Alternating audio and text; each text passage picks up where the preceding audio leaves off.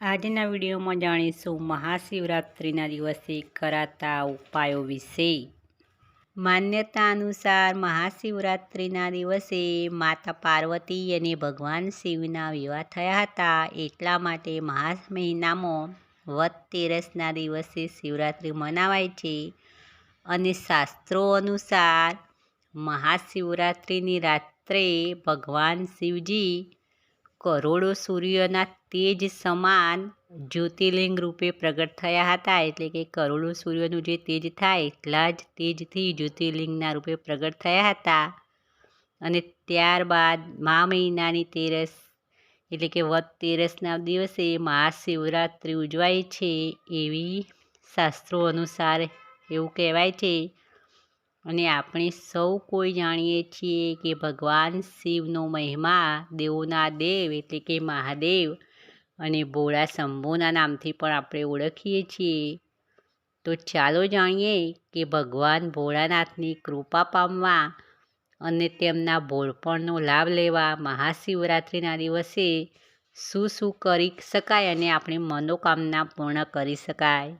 તો પહેલાં તો આપણે એ જાણીશું કે એ દિવસે લીલા કલરના કપડાં પહેરવાથી મહાદેવજી ખુશ થાય છે અને તેમની કૃપા તમારા પર હંમેશ માટે બની રહે છે। એટલે કે લીલા કલરના કપડાં પહેરવાનો ખાસ મહિમા હોય છે અને બીજા કોઈ કલરના કપડાં પહેરવા હોય તો પહેરી શકાય, પણ કાળા કલરના કપડાં એ દિવસે કદાપી પહેરવા જોઈએ નહીં। પછી બીજો ઉપાય આપણે જોઈશું કે શિવલિંગનો પંચામૃતથી અભિષેક કરવો।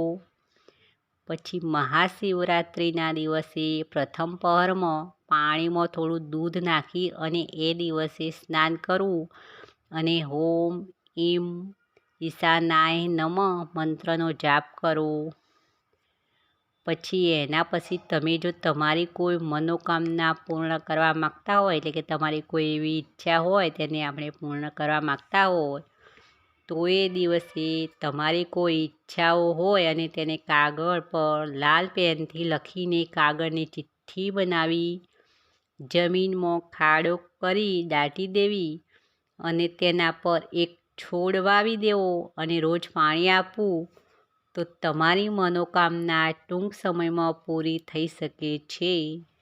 એ પછીનો ઉપાય છે કે 5 મુખવાળો રુદ્રાક્ષ લેવો અને તેને પાણીથી બરાબર સાફ કરી અને સૂકવી જમણા હાથમાં લેવો અને ડાબો હાથથી તે રુદ્રાક્ષને ઢાંકી દેવો અને પછી તમારા મનની જે ઈચ્છા હોય તે બોલવી।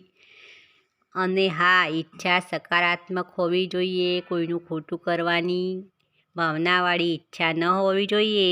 એ પછી એ પણ તમારે બોલવું કે આ રુદ્રાક્ષ જાદુઈ રુદ્રાક્ષ છે અને એ મારી દરેક ઈચ્છા પૂરી કરી શકે છે। આમ બોલી આ રુદ્રાક્ષને કોઈ સુરક્ષિત જગ્યાએ મૂકી દેવો અને દિવસમાં એકવાર તેના દર્શન અચૂક કરવા તો તમારી ઈચ્છાઓ ટૂંક સમયમાં જ પૂર્ણ થશે। અને પોઝિટિવ મનમાં રાખવું કે આ આપણે ઉપાય કર્યો છે તો શિવજી આપણા પર પ્રસન્ન થવાના અને આપણી આ ઈચ્છાઓ પૂરી થવાની જ, તો તમારી ઈચ્છાઓ ચોક્કસથી પૂરી થશે।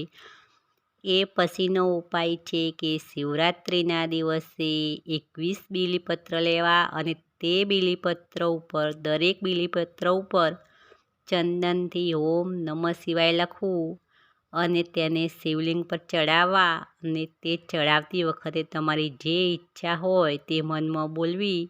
તો આ ઉપાય પણ તમારે મહાશિવરાત્રિના દિવસે કરવો।